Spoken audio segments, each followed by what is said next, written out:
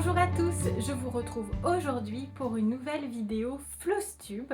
On en est déjà au Flosstube numéro 11. Si ça vous intéresse, les vidéos précédentes sont disponibles dans la playlist dédiée sur ma chaîne. Et donc là, je vous retrouve pour le Flosstube mensuel.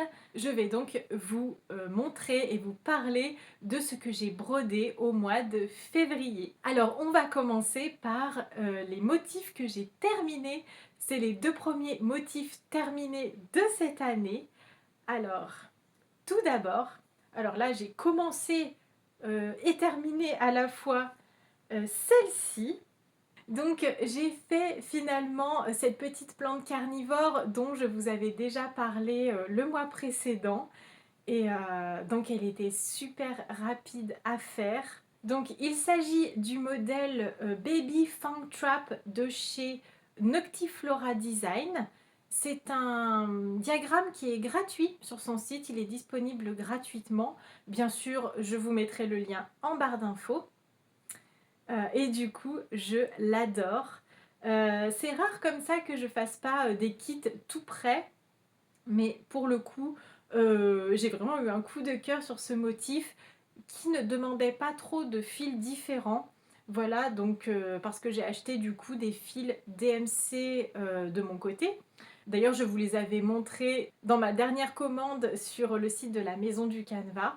Voilà, et donc j'ai pris les couleurs DMC préconisées.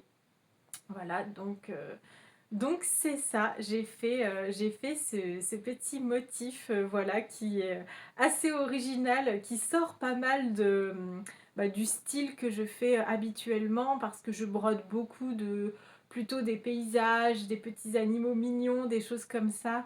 Et c'est vrai que ça me change un peu, mais c'est un style que j'aime aussi beaucoup. Voilà. Donc je l'ai fait sur une toile comme ça, noire, qui vient de la Maison du Canevas. C'est une Aïda 14. Bien sûr, on peut utiliser d'autres toiles, des Aïdas plus petites, avec un compte plus petit, mais du coup, puisque les carrés seront plus petits, le motif sera également plus petit. Moi, ça m'allait très bien comme ça, avec cette toile que j'avais déjà, en fait, de base. Je ne l'ai pas acheté exprès, mais je l'ai tout de suite imaginé sur cette toile noire, ce motif. Donc voilà pour ce petit motif très rapide à faire. C'est vraiment satisfaisant de terminer aussi rapidement un motif, je trouve, à chaque fois.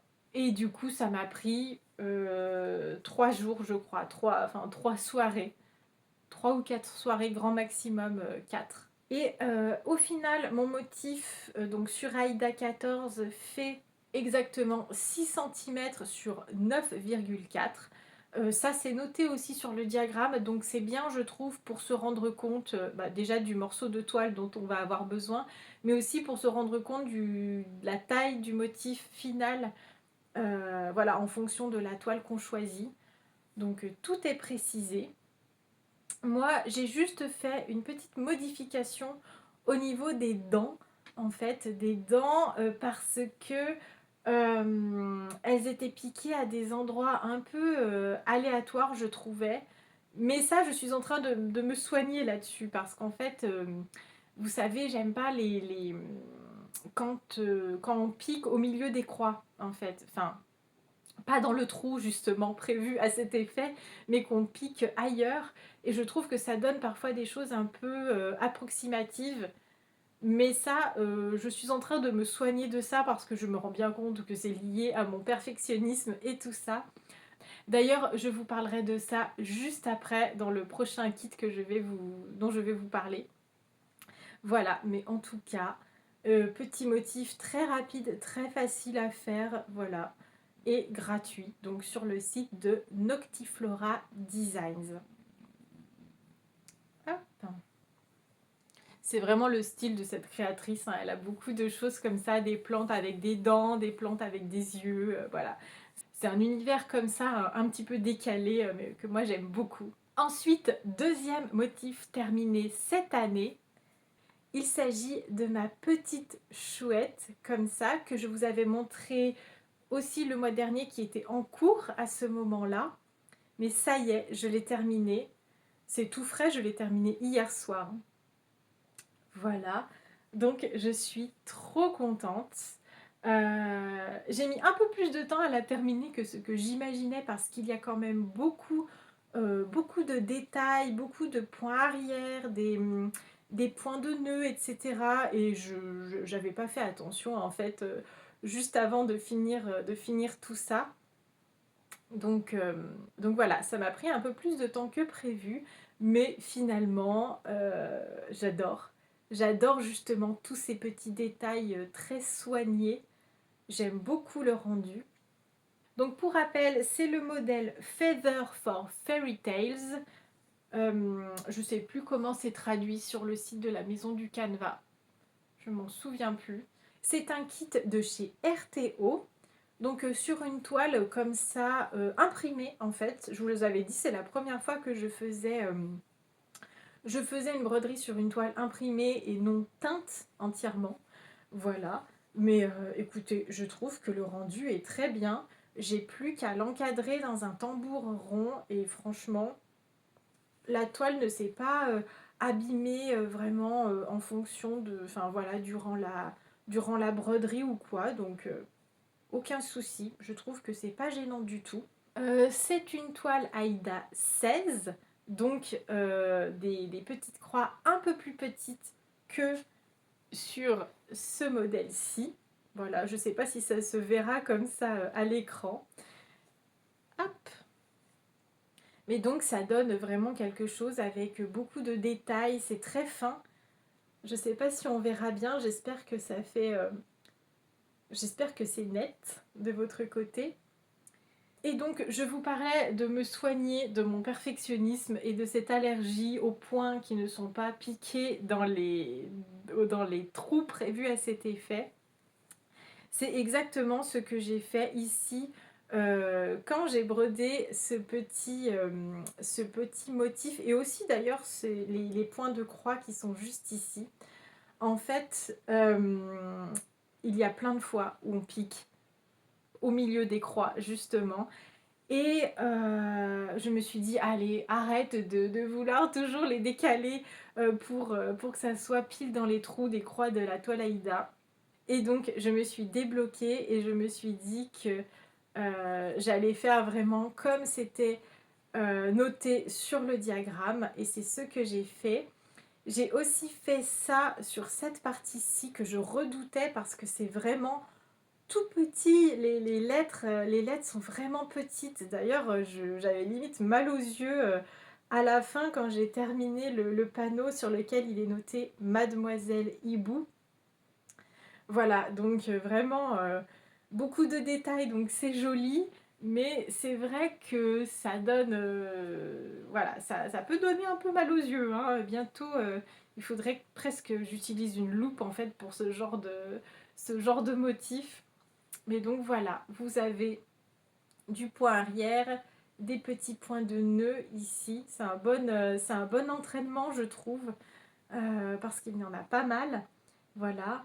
Et donc, je suis trop contente du rendu. Je ne sais pas ce que vous en pensez, mais vraiment, voilà, le niveau de détail, comme je le disais, ça prend du temps, mais ça vaut vraiment le coup, je trouve. Je l'adore, vraiment. C'est un motif, ah oui, je vous ai pas dit, c'est un motif qui au final fait 11 cm, 11,5 cm par 11,5, voilà, pour vous donner une idée, mais je pense que déjà, vous voyez à peu près que c'est un petit motif. Et pour info, les fils sont des DMC 100% coton. Le diagramme a été fait par Maria Semenova et le motif par Mila Marquis et c'est un kit qui vient d'Estonie. Voilà pour celui-ci. Ensuite, donc ça c'était les motifs terminés, j'ai aussi avancé, mais pas terminé, deux autres motifs. Alors ils sont très hivernaux pour le coup. J'en ai aussi une autre qui a pas mal avancé, c'est mon cottage d'hiver. Voilà. Je l'ai pas mal avancé, c'est vrai qu'il est long aussi à faire parce que c'est encore une fois une toile Aïda 16. Donc du coup il est assez long à faire clairement. J'ai eu beau passer pas mal de temps dessus, voilà, ça a avancé mais moins que ce que j'aurais voulu. Voilà, mais quand même là on commence à bien distinguer les bâtiments. Hop, à la fin ça ressemblera à ça. Donc vous voyez qu'il y a encore pas mal de choses à faire tout de même. C'est un modèle de chez Magic Needle. À la fin, il fera 20 cm par 17. Donc voilà, un petit peu... Il y aura quoi? Ici, c'est plus ou moins le bord et de l'autre côté, là, il y aura un sapin. Donc voilà, il sera un peu plus large. Comment dire? Il va encore s'étendre un petit peu de ce côté-ci. Mais vous avez déjà une bonne idée de la taille du motif final. Je l'avais acheté l'été dernier, celui-ci pour le coup, et je l'avais vraiment gardé précisément pour le broder cet hiver. Ce sont des fils de la marque Gamma, je vous avais dit que je connaissais pas du tout, et en fait ils sont très bien. Franchement, ils sont à la hauteur de la qualité des fils DMC que je connais bien et que j'aime beaucoup. Donc vraiment, ils sont de très bonne qualité ces fils, aucun souci. Et pour info, c'est une toile Aïda Zweigart. Ce motif-ci, pour le coup, je vais le laisser là pour l'instant parce que là, ces jours-ci, le soleil est vraiment revenu. On a un bon aperçu du printemps. Et c'est vrai que du coup, j'ai plus du tout la tête à ce genre de motif euh, enneigé comme ça, si vous voulez, en gros. Et du coup, j'ai vraiment envie de faire des motifs beaucoup plus printaniers, estivaux. Et c'est vrai que là, j'ai pas... Moi, je brode beaucoup avec les saisons et j'ai pas envie de continuer celui-ci pour le moment. Donc, je vais le mettre de côté jusqu'à l'automne-hiver. Voilà. Pour l'instant, je ne vais pas le continuer. Donc voilà, celui-ci, je le mets pour l'instant de côté. Mais de toute façon, j'ai plein de kits en attente. Donc j'ai de quoi faire pour cette année. D'ailleurs, voilà, on a fait le tour de ce que j'ai brodé en février. Pour ce qui est du mois de mars, quels sont mes projets broderie justement pour ce mois de mars? Continuer ce motif-ci. En ce moment, je change toutes les semaines de motif environ. Voilà. Donc, je vais voir un peu comment je fais ça, mais j'aimerais faire au moins une semaine sur celui-ci.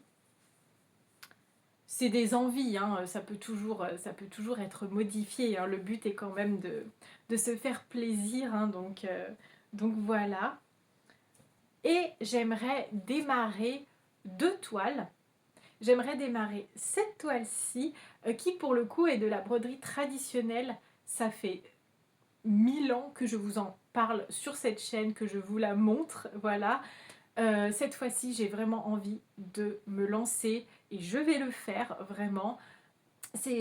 Donc c'est un modèle qui fait beaucoup penser à Pâques. D'ailleurs, je crois qu'il se nomme mon lapin de Pâques, quelque chose comme ça. C'est un modèle donc avec la toile est imprimée en fait si vous voulez, donc c'est de la broderie traditionnelle mais on est très guidé en fait pour le coup. Donc voilà, j'ai trop hâte parce que j'en fais pas beaucoup mais j'aime aussi la broderie traditionnelle. Voilà, et cette année d'ailleurs j'aimerais beaucoup apprendre des nouveaux points, m'améliorer, donc c'est vraiment l'occasion je trouve. Et puis ça change un petit peu du point de croix. Je ne sais pas si vous faites vraiment uniquement du point de croix ou si vous faites aussi comme ça d'autres sortes de broderies. N'hésitez pas à me le dire en commentaire. Et j'aimerais aussi démarrer ce motif-ci qui est donc un motif de montagne. Et je trouve que ça représente vraiment la montagne qu'on voit au printemps qui, mine de rien, malgré l'arrivée des beaux jours, garde beaucoup de neige sur les sommets. Donc voilà, ça me fait penser au paysage qu'on voit dans les Alpes au printemps, justement en mars-avril, sur ces mois-ci. Donc voilà, j'aimerais beaucoup démarrer celle-ci. C'est un modèle de chez RTO. Donc voilà, ce ne sera pas mon premier motif de cette marque-ci. C'est une marque que j'apprécie particulièrement. J'ai trouvé ce motif très joli. Moi, ça me fait penser à une photo. En fait, je trouve que quand on le regarde de loin, on croirait voir vraiment une photo. Donc j'ai vraiment hâte de voir ce que ça peut donner. Et enfin, je vais éventuellement démarrer ce motif-ci. Je ne suis pas encore trop sûre parce que c'est un très grand motif à mes yeux. Mais c'est vrai qu'il est tellement parfait pour le printemps, celui-ci, avec ses couleurs pastel. Ça fait longtemps que je... Un peu comme celui de la fillette avec le lapin, ça fait longtemps que je vous le montre sur cette chaîne. Ça fait longtemps que j'ai envie de le démarrer. Donc voilà, je vais voir un peu. C'est un motif qui fait, je crois, au moins 30 cm de haut, ce qui est grand pour moi, comme je vous le disais. Mais vraiment, je les trouve tellement jolis et tellement adaptés à la saison qui arrive que voilà, je vais peut-être enfin démarrer ce fameux motif, mais je ne suis pas sûre à 100%. Vous verrez ça dans le prochain Flosstube que je vous proposerai début avril du coup. Voilà. Si vous avez des questions, n'hésitez pas à les poser dans les commentaires, parce que j'ai peut-être oublié de mentionner certaines choses, donc vraiment n'hésitez pas. N'hésitez pas aussi bien sûr à mettre un petit j'aime si vous avez aimé la vidéo et à vous abonner à la chaîne pour ne manquer aucun Flosstube sur toute l'année 2026. Je vous souhaite un très beau mois de mars. J'espère que vous arrivez à avancer vos motifs comme vous le souhaitez en termes de points de croix ou de broderie traditionnelle. J'espère que cette vidéo vous a plu et moi je vous dis à très bientôt dans une prochaine vidéo.